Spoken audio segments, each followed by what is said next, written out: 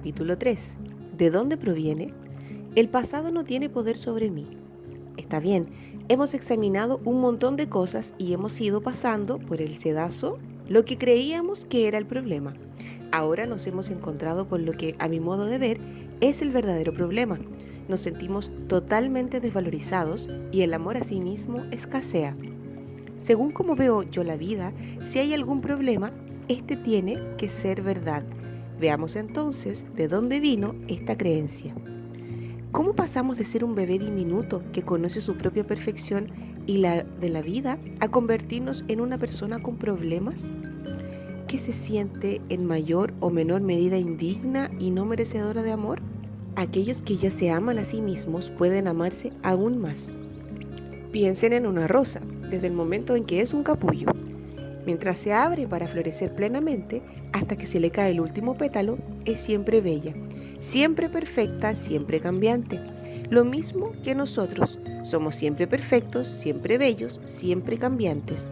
En todo momento hacemos lo mejor que podemos con el entendimiento, la conciencia y el conocimiento que tenemos.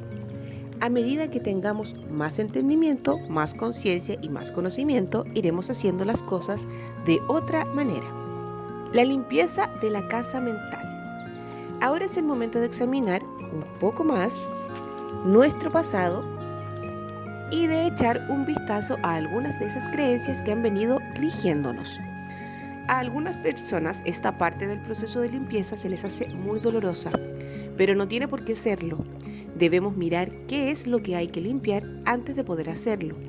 Si uno quiere limpiar una habitación a fondo, empezará por revisar todo lo que hay en ella. Algunas cosas las mirará con ternura y las lustrará o les quitará el polvo para darles una belleza nueva. Con otras tomará nota de que necesitan una reparación o un retoque. Habrá algunas que jamás volverán a servirle y es el momento de deshacerse de ellas.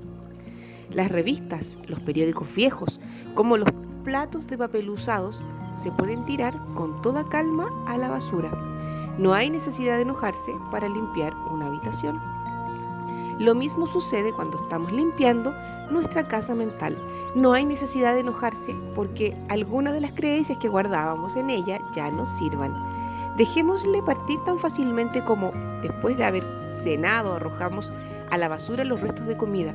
¿Realmente buscaría usted en la basura de ayer algo para preparar la cena de esta noche? Y para crear las experiencias de mañana, ¿rebusca en la vieja basura mental?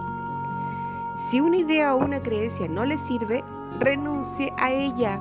Ninguna ley dice que porque una vez haya creído en algo, tiene usted que seguir haciéndolo para siempre.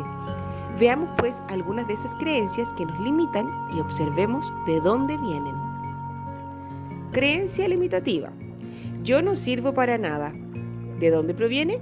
De un padre que le repitió insistentemente que era un estúpido. El cliente decía que quería ser un triunfador para que su padre se enorgulleciera de él, pero como estaba cargado de culpa que le creaba resentimiento, lo único que podía producir era un fracaso tras otro. El padre no dejaba de financiarle negocios que siempre fracasaban.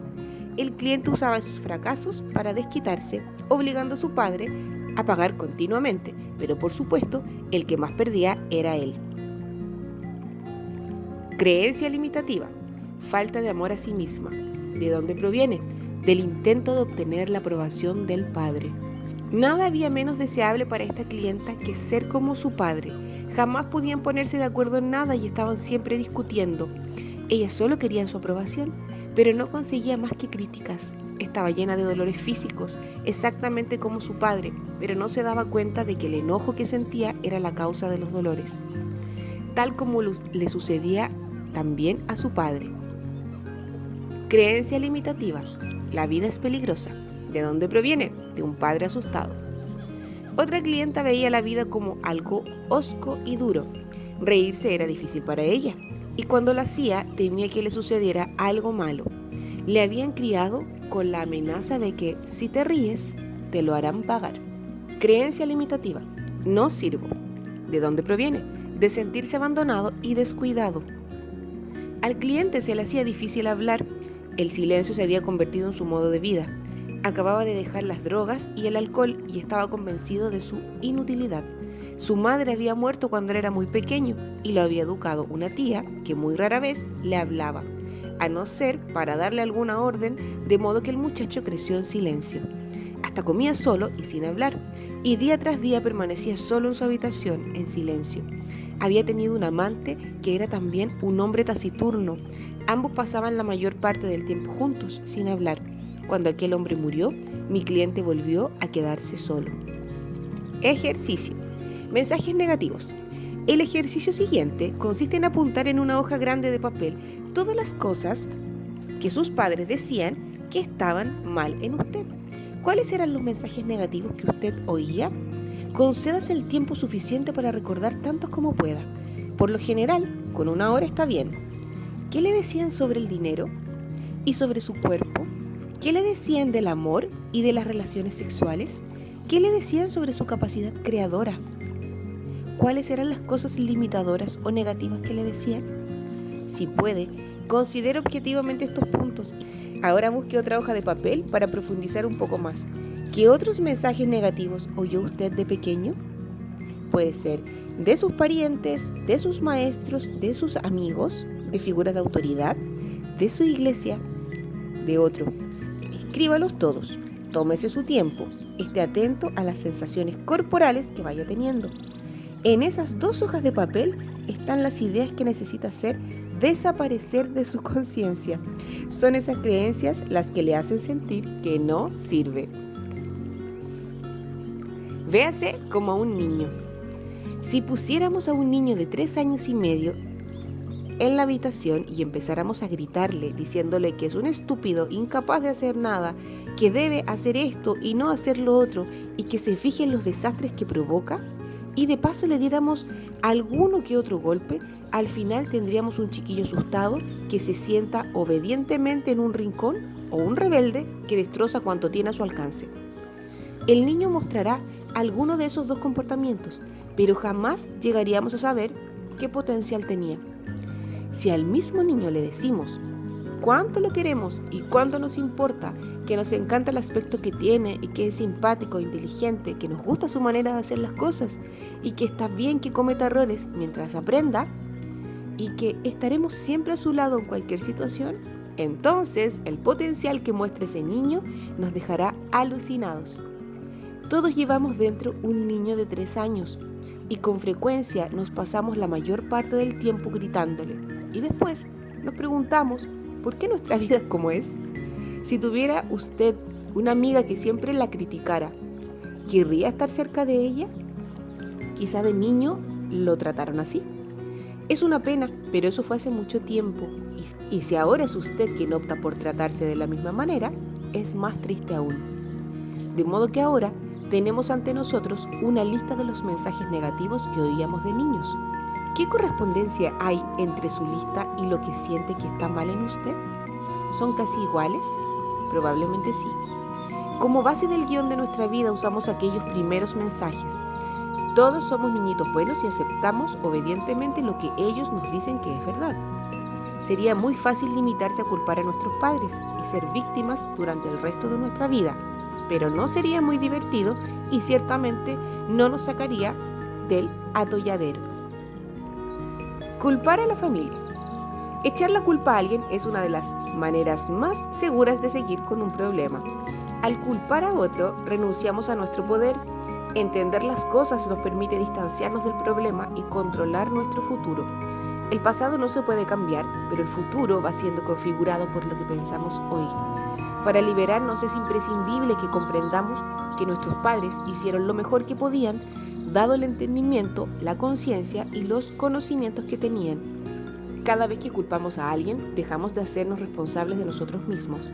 Las personas que nos hicieron esas cosas tan terribles estaban tan asustadas y desorientadas como nosotros. Sentían el mismo desvalimiento. No tenían la menor posibilidad de enseñarnos nada más que lo que a ellos les habían enseñado. ¿Qué sabe usted de la niñez de sus padres, especialmente antes de los 10 años? Si todavía le es posible averiguarlo, pregúnteles. Si puede saber algo de cuando ellos eran niños, les sería más fácil entender por qué hicieron lo que hicieron, y ese entendimiento le aportará compasión. Si no lo sabe y ya no puede averiguarlo, procure imaginarse cómo pudo haber sido. ¿Qué clase de infancia puede crear un adulto así? Usted necesita saberlo por su propia libertad, porque no puede liberarse mientras no los libere. No puede perdonarse mientras no los perdone. Si les exige perfección, también se la exigirá a sí mismo, y será durante toda su vida un desdichado. Elegimos nuestros padres. Yo estoy de acuerdo con la teoría de que elegimos a nuestros padres. Las lecciones que aprendemos suelen armonizar perfectamente con las debilidades de los padres que tenemos. Creo que todos vamos haciendo un viaje interminable a través de la eternidad.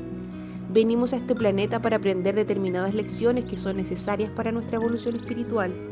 Escogemos nuestro sexo, el color de nuestra piel, nuestro país y después buscamos los padres que mejor puedan reflejar las pautas que han de regir nuestra vida. Hacemos nuestras visitas a este planeta como quien va a la escuela. Si uno quiere hacerse esteticista, va a una escuela de esteticista. Si quiere ser mecánico, a una escuela industrial. Si quiere ser abogado, a una facultad de derecho. Los padres que hemos escogido esta vez son la perfecta pareja de expertos en lo que hemos decidido aprender. Cuando crecemos, tenemos tendencia a señalar a nuestros padres con un dedo acusador, reprochándoles: miren lo que me hiciste. Pero yo creo que los escogemos. Escuchar a los demás. Cuando éramos pequeños, nuestros hermanos y hermanas mayores eran dioses para nosotros, y es probable que, si ellos eran desdichados, se desquitaran con nosotros, física o verbalmente. Quizás nos dijeran cosas como: le diré a mamá o a papá lo que hiciste, e infundir culpa. Tú eres una mocosa y no puedes hacer eso. Eres demasiado estúpida para jugar con nosotros. También es frecuente que los maestros nos hayan influido mucho. En 5º grado, la maestra me dijo enfáticamente que yo era demasiado alta para ser bailarina. Yo le creí y dejé de lado mis ambiciones en ese campo hasta que ya fue demasiado tarde para encarar profesionalmente la danza. ¿Comprendía usted que las pruebas y las notas no servían más que para ver cuánto sabía usted en un momento dado? ¿O era un niño que sentía que lo que medían era su propio valor? Nuestros primeros amigos comparten con nosotros nuestra propia información errónea sobre la vida. Nuestros compañeros de escuela pueden herirnos profunda y duraderamente con sus burlas. Mi apellido, cuando iba a la escuela, era Luney y los chicos solían llamarme lunática. También los vecinos tienen su influencia, y no solo por sus observaciones, sino también porque en casa nos reprendían con un ¿qué dirán los vecinos? Procure recordar que otras figuras de autoridad tuvieron influencia para su niñez. Y por cierto, que están las afirmaciones enérgicas y muy persuasivas que nos llegan mediante los anuncios de la prensa y la televisión. Demasiados son los productos que se venden haciéndonos sentir que si no los usamos nos falta clase o somos tontos. Todos estamos aquí para trascender nuestras primeras limitaciones. Sean estas las que fueren, estamos aquí para reconocer nuestra propia magnificencia y nuestra divinidad.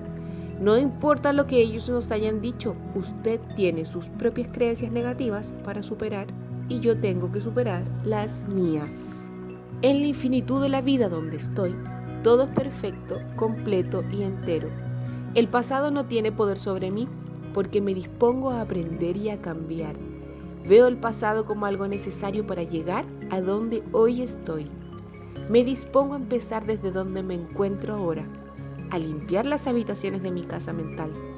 Sé que no importa por dónde comience, y por eso ahora empiezo por las habitaciones más pequeñas y más fáciles, y de esta manera no tardaré en ver los resultados.